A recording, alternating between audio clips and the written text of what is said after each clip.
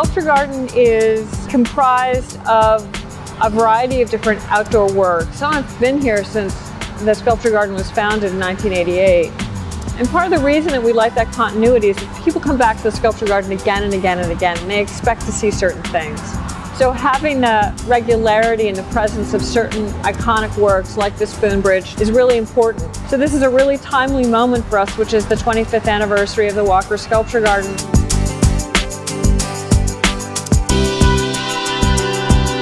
We're standing in front of the Claes Oldenburg Spoon Bridge in Cherry, which is really one of the landmark sculptures in the sculpture garden. This piece went in 1988 when the sculpture garden first opened. There's been a lot of speculation as to what originated the spoon. But whatever the reason or the background to this piece, it remains one of the most central and favorite destinations. A lot of people think that Kosha, who collaborated on this piece with her husband Claes Oldenburg, was the one who came up with the idea of the cherry. And as you can see, it's also a fountain, so it's not simply this monumental, iconic spoon in the middle of a bucolic setting, but an actual fountain, which is totally appropriate to a garden.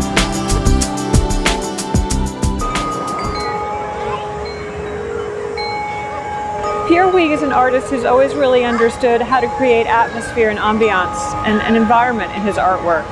The title of the piece is Wind Chimes After Dream. He's perhaps better known for large-scale installations in films, often playing upon other worlds, animation, virtual realities. He's worked in all kinds of different settings, from theaters to skating rinks. It's just a wonderful discovery to happen upon this grove of trees and to hear this sound, often as a sort of counterpoint to the traffic that we have in the background of the sculpture garden. Really, the piece is silent on quiet days, so it's never the same. And I think that's one of the wonderful qualities about this installation. Just as the natural elements in the sky are never the same, neither is this piece. And I think that sense of moving through the space and happening upon this beautiful piece is one of the great qualities that it has. I think in marked distinction from the other really grand objects that tend to occupy public gardens such as this one. We're in front of a recent acquisition made by the Walker of a piece called For Whom by the Belgian artist Chris Martin. For Whom makes reference to the John Donne poem, and for whom the bell tolls, it tolls for thee, is how the poem goes. He found a bell from a small village in Germany, and he rigged it onto this large freestanding apparatus. And every hour on the hour, the bell tolls, but it doesn't. It's a silent bell.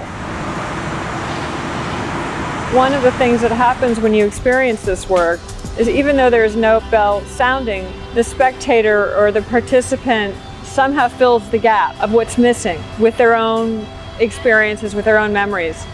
We are always thinking about this being the most visible part of the Walker's collection. It's really considered a gateway for the Walker and for the Twin Cities.